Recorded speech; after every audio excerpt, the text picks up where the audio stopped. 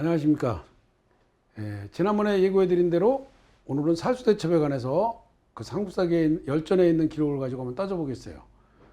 8번째 시간인데 제가 여러분과 이렇게 마주 대할 때마다 항상 그 얘기를 꼭 해드리고 싶어요. 역사는 지금 우리가 통솔로 알고 있다 그래서 그게 절대 정사는 아니다.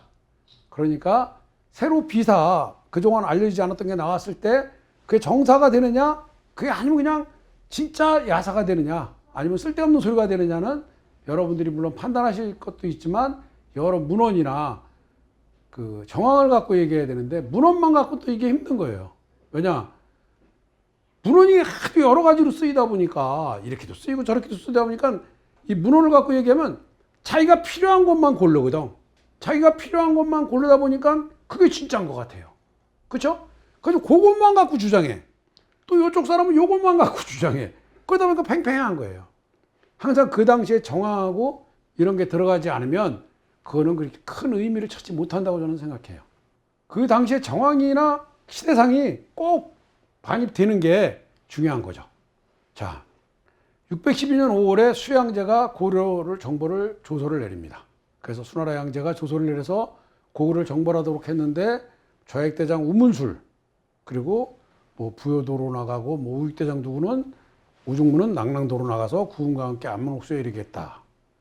근데 아까 제가 지난 시간에 말씀드렸지만 요즘에 우리가 지칭하는 북한에 있는 압록강은 실사변의 압록강이에요. 그렇죠? 그런데 여기 적힌 압록수는 요하를 일컫는 살수변, 물수변, 삼수변, 압록록자가 삼수변, 압록수라는 겁니다. 물론 이제 압록강하고 압록수가 이렇게 혼용해서 적힌 경우도 있어요. 있기는. 그렇지만 대개가 그렇다는 거예요. 그래서 압록수는 요하를 일컫는 거라고 지난 시간에 얘기를 했어요. 그리고 또 역감이 할 때도 많이 얘기를 했고요.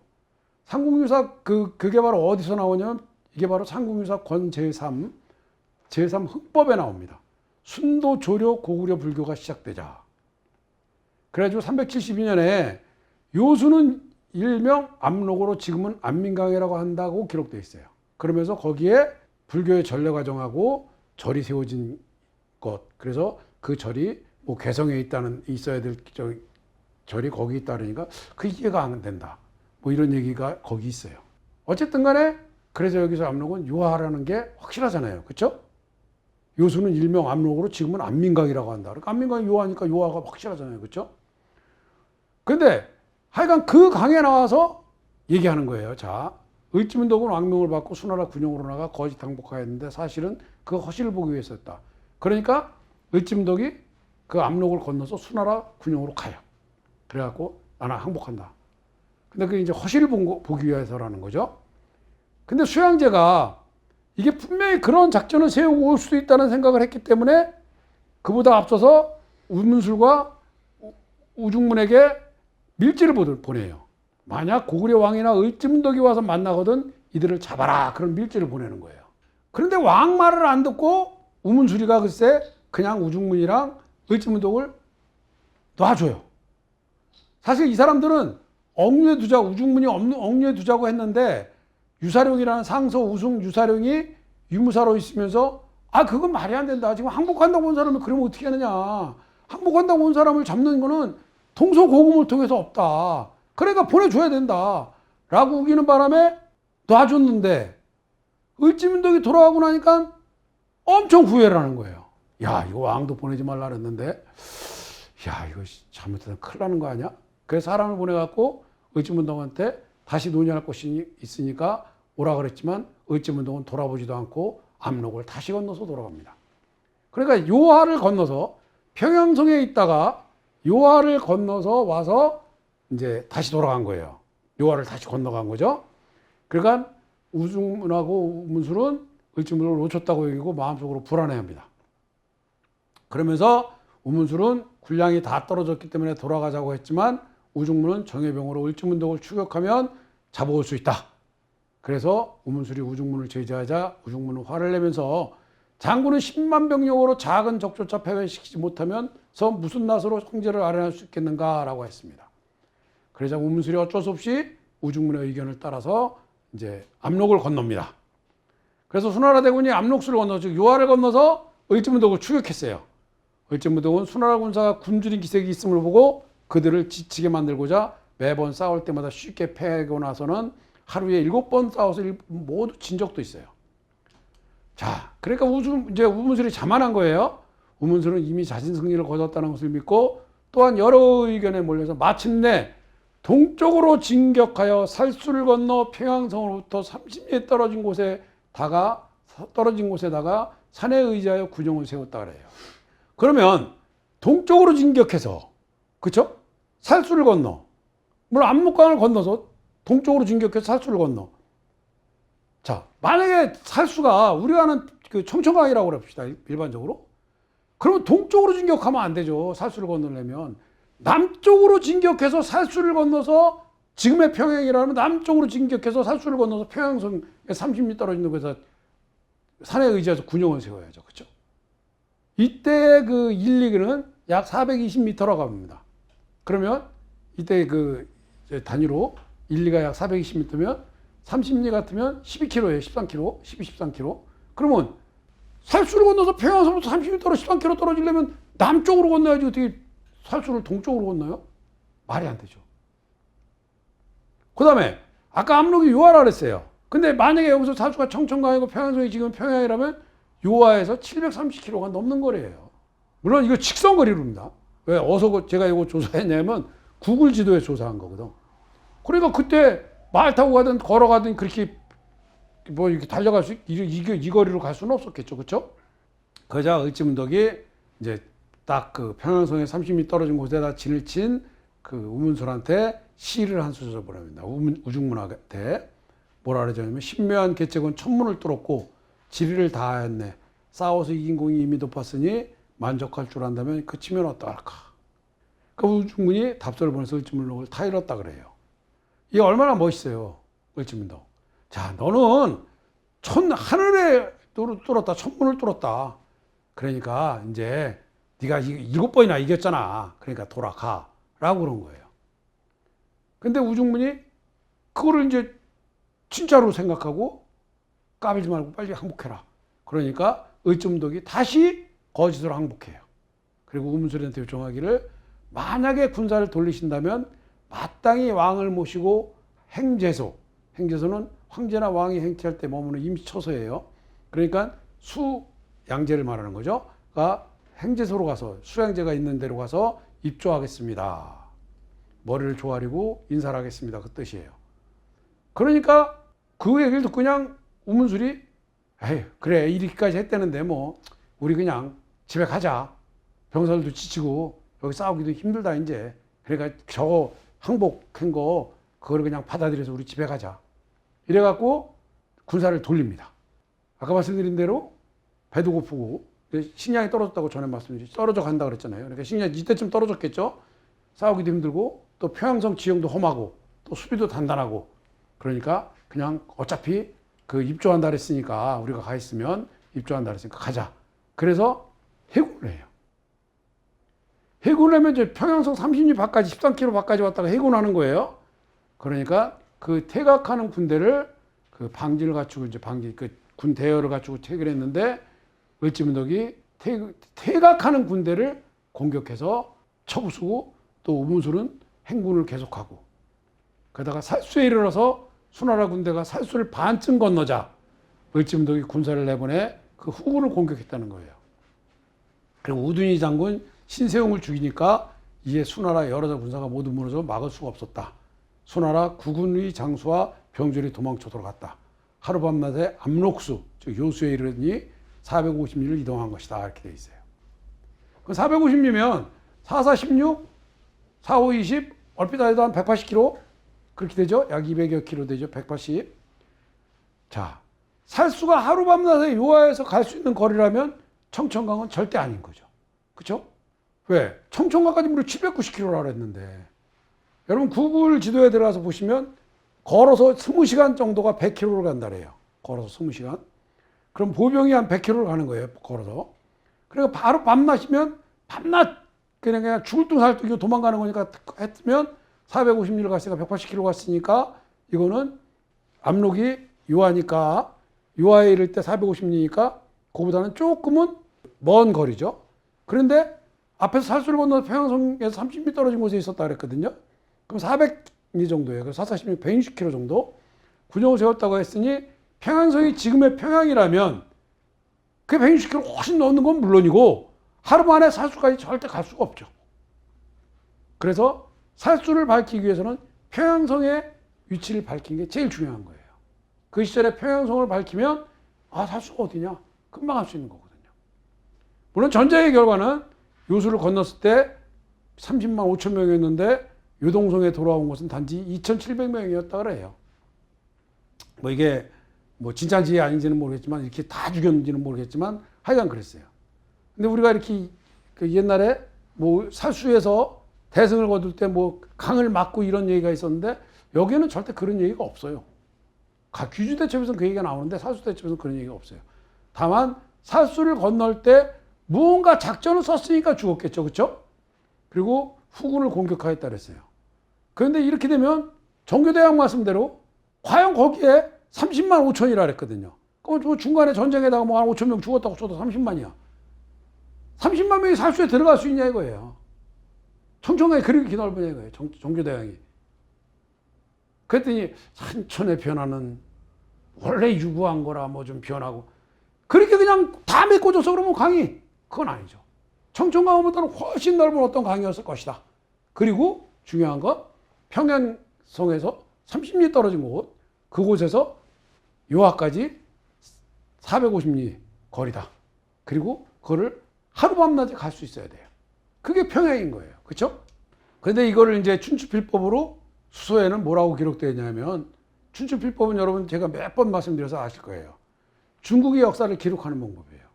자기네 부끄럽고 이런 거는 싹 돌려서 절대 자기네 요즘 말로 쪽팔리는 거는 안 써. 그리고 대충 얼버무려 해서 자기네 커다란 치부는 빼고 다만 있었던 일은 써놔야 되니까. 그래서 수서 동의열전 고구려에 보면 대업 7년 뭐라고 되어 있냐면 대업 7년 고구려의 양제가 원의 죄를 물어 토벌하기 위하여 친히 요수를 건너 요동성에 군영을 설치한 뒤 길을 나누어 군사를 출동시켜 각기 그 성 아래로 직결하도록 하였다. 고구려는 군사를 거닐거나 저항하였으나 대부분의 싸움에서 불리하자 모두 성을 닫고 굳게 수비하였다. 그러니까 일부러 아까 상속에서 일부러 7번을 져줬다 그랬잖아요. 그렇죠? 그런데 그게 이제 불리하다고 쓴 거예요. 양제는 제군에 명하여 성을 공격하게 했다. 또 여러 장수들에게 고구려가 만약 항복을 하면 받아들이고 함부로 군사를 풀어 공격해서는 아니 된다고 그랬어요. 여기 고구려자의 구자에 이렇게 가로를 친 거는 저희가 전에도 말씀드렸지만 고구려가 그 중국 역사서에는 다 고려로 기록되어 있어요. 신당서, 구당서 는 물론이고 수서에도 고려라고 기록되어 있어서 이렇게 해놓은 거예요. 하였다. 성이 막 함락될 즈음 고구려가 곧 항복하겠다고 청했으나 여러 장수들이 제의에 따라 함부로 그 기회를 이용하여 제지에 따라 함부로 그 기회를 이용하여 공격하지 못하고 먼저 양제에게 달려가서 아뢰었다.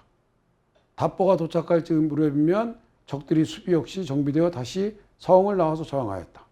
이와 같이 하기를 3번 되풀이하였으나 양제는 깨닫지 못하였다. 뭐냐? 여러 장수들이 제지해서 함부로 그 기회를 공격하지 못했어요. 고구려가 항복하겠다고 청했으나 양제가 해놓은 말이 있잖아요. 항복하면 받아들이고 함부로 풀어서 공격하지 마라. 양제는 뭔가 두려웠던 거겠죠. 그렇죠? 그러니까 그랬는데 그 신하들은 그 말을 안 들을 수가 없으니까 양제한테 달려가서 아이고 저기 지금 막 이렇게 됐는데 항복하겠다더니 어떻게 해요? 그러면 그 답을 갖고 어떻게 하라고는 답을 갖고 물으면 이미 수비가 정비돼서 다시 성을 나와서 저항하고 이게 이제 반복되는 거예요. 그러니까 여러 장수들이 제지에 따라 그 임금이 그랬잖아요. 그 수양제가 지시를 했잖아요. 그러니까 이제 이로 말미암아 군량은 다하고 군사는 지친데다 군량 수송마저 중단되어 제군이 패전하니 결국 전부 죽고 말한 거죠. 그래서 이 주자는 단지 요 서쪽에 있는 적의 무려라만 을 함락시켜 요동군 및 통정진을 설치하고 돌아왔을 뿐이다. 통정진을 설치했다고 그래도 또 이렇게 끝에다가 토를 달아요. 다 죽고 여기 상구사계에서는 30만 5천 명이 다 죽고 2,700명 남았다 그러는데 자기네는 그런 말을 하나도 안 썼어요. 그리고 군량을 다 하고 지쳐서 그냥 돌아왔다. 그리고 그냥 거기다가 통정진을 설치했다. 결국 이게 그 중국을 통일하고 이제 요소 방면에서 요 동로의 방면으로의 진출 노리는 그 고구려와 요하 유역을 둘러싼 이해관계가 대립해서 벌어진 전쟁이라고 보면 되실 거예요. 왜? 지금 여기서 보면 고구려가 항복하면 받아들이라 했다는 건 크게 전쟁할 마음은 없었던 거예요. 다만 적당한 선에서 뭔가 그 국경이나 모든 걸 정비하고 싶었던 거죠. 수나라가 그 중국을 통일하고 나서 안정되지 못했으니까 그렇다고 중국을 계속 그 통일된 중국에서 확고한 그 위치를 차지하지 못했으니까 고구려에서 들어오는 거는 또 막아야 될 거 아니에요. 그렇죠? 그러니까 요하 쪽에서의 어떤 국경 정비 같은 거를 목적으로 한 거지 크게 고구려를 침략할 마음은 없었던 것 같아요. 어쨌든 간에 평양성을 위치를 알아야 살수는 알아요. 그런데 중요한 거는 살수를 알기 위해서는 패수를 알아야 된다는 겁니다. 제가 지난 시간에 말씀드렸죠. 많은 분들이 패수를 연구했기 때문에 패수에 대한 유치는 나와 있어요. 왜? 패수가 국경이라는 거, 그거에 대해서 서로 다 똑같이 견해를 얘기해. 그런데 저희가 너무 많어. 패수가 대동강부터 저기 뭐 하나 영종학까지니까 범위가 너무 넓어요. 그런데 살수는 분명히 중국하고 우리의 국경 안에 있었거든. 그렇죠? 그럼 패수를 알면 그 국경 안에 있는 걸 알기가 쉽죠. 그리고 뭐 살수를 알면 당연히 귀주를 알 수 있는 거고요. 그 근처에 다 있었으니까. 패수는 패수, 패강, 패하 이렇게 기록되어 있습니다. 역사책에 보면. 한서 조선전 고조선에 보면 고조선 만은 연나라 사람이다 라고 되어 있는데 조선왕 만은 유만을 얘기하는 겁니다. 유만은 연나라 사람이다. 처음 연나라 때부터 일찍이 진번과 조선을 침략하여 복속시키고 군리를 두기 위하여 국경에 성을 쌓았다. 진나라가 연을 멸한 뒤에는 요동 외요에 소속시켰는데 한이 일어나서는 그곳이 멀어 지키기 어려우므로 다시 요동의 옛 요새를 수리하고 폐수에 이르는 곳을 경계로 연에 속하게 하였다. 이게 고조선이 연나라랑 국경을 폐수를 했다는 그 기록입니다. 사기 조선열전에도 똑같이 나와요. 그러니까 요동의 옛 요새를 수리하고 폐수에 이르는 곳을 경계로 해서 연에 속하게 하였다. 근데 여기 진번이라고 나왔어요. 진조선. 그렇죠? 번조선. 저 번조선과 조선을 침략하여 북속시키고 연나라 때 그 번조선을 침략했다는 거예요. 그런데 이제 뒤에 얘기가 나오겠지만 중요한 거는 유만조선이 연나라랑의 국경, 나중에 진나라랑의 국경이 되죠. 그 국경이 한나라랑의 국경도 돼요. 그래서 한나라한테 망하니까 한나라하고의 그 국경은 바로 나나였다는 거예요. 번조선의 국경은. 그거는 제가 역감 시간에 수도 없이 말씀을 드렸어요. 어쨌든 간에 여기에서 이렇게 보면 패수가 나나가 아닌가? 그런 생각을 하게 돼요. 그렇죠? 그런데 패수는 우리 한민족하고 한족 국경의 한족 중국의 국경이 되는 게 아니라 패수에 대해서 학자들이 위치 집정을 많이 했거든요. 그 대동강설, 첫째는 대동강설이에요. 삼국사기와 고려사의 기록을 가지고 야, 패수가 대동강이다 이러는 거예요. 삼국사기 뒤에 보시면 알지만 뭐 패강, 그래서 대동강을 갖고 이제 뭐 패강 입구였다 그 작제건. 제가 그 왕건 탄생 때 얘기를 했잖아요.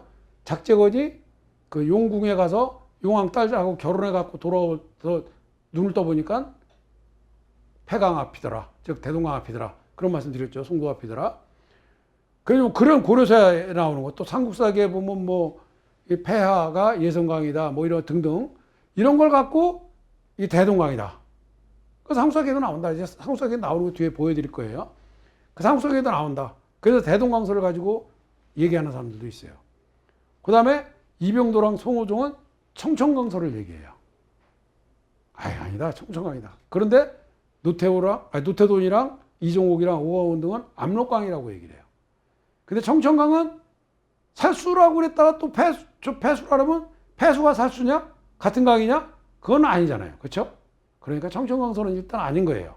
그리고 이병도는 식민사학자라고 우리가 다 알고 있잖아요. 그러니까 이 사람은 그걸 어떻게든지 거기 맞춰야 돼. 그래서 그랬지만 그건 아니고. 자, 그 다음에 압록강성을. 압록강이 중국하고 국경이었던 적은 청나라 때부터예요. 그 전에는 압록강이 국경이었던 적이 한 번도 없어요. 청나라 때 간도 해방 맺으면서 압록강하고 두만강이 국경이 된 거예요. 1909년에.